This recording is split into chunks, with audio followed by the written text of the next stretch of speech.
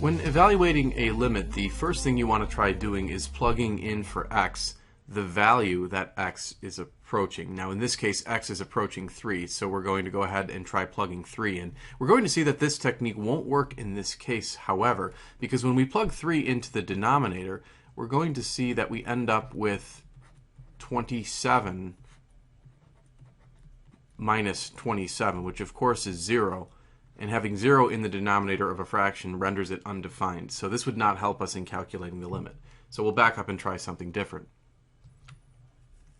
In this case, because there is a square root, what we're going to do is multiply the numerator and the denominator of this fraction by what is referred to as the conjugate. Now the conjugate is basically recopying the square root expression, but we're going to change the sign to a positive.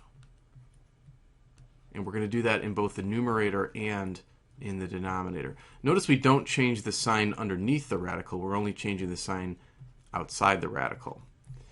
To proceed from this point, we have to FOIL the expression. So the square root of x plus 6 multiplied by the square root of x plus 6 would actually just leave us with x plus 6. And then we'll multiply the square root of x plus 6 times x.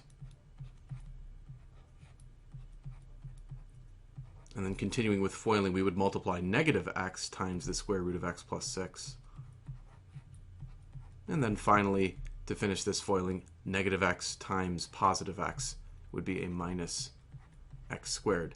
Now the denominator is a little messier, and I suggest that we actually try not to really FOIL that out.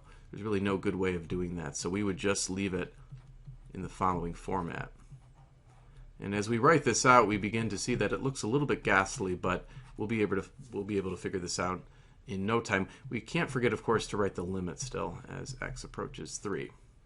The next thing to notice is that we have a positive x radical x plus 6 and a negative x radical x plus 6. And that's the nice thing about this technique, is that it will cancel out those middle terms. And so in the numerator, we're going to be left with the following. I'll go ahead and move it up to the top of the screen.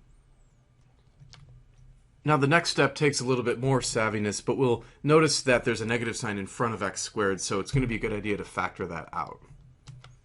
Now this expression is still not looking particularly useful, but the next step would be to notice that this expression in parentheses, x squared minus x minus 6, can be factored as the product of two binomials. And then we also notice down here that there's a greatest common factor of x squared.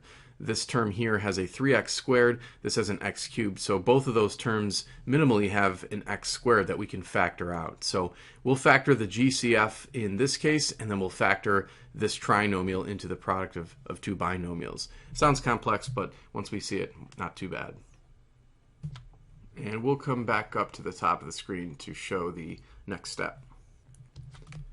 And conveniently, once we accomplish the factoring, we'll notice in the numerator and in the denominator we have a common factor of x minus 3, which we can cancel. So we'll rewrite the expression in a more simplified manner. At this point, we're going to be able to plug 3 in for x. We tried it at the beginning of the problem and ended up with 0 in the denominator, but in this case, when we plug 3 in, we're going to be more successful. We will not have 0 in the denominator. So let's go ahead and plug 3 in for each value of x and see what we have. And then if we simplify it just a little bit more, we get negative 5/54, which is indeed the correct answer.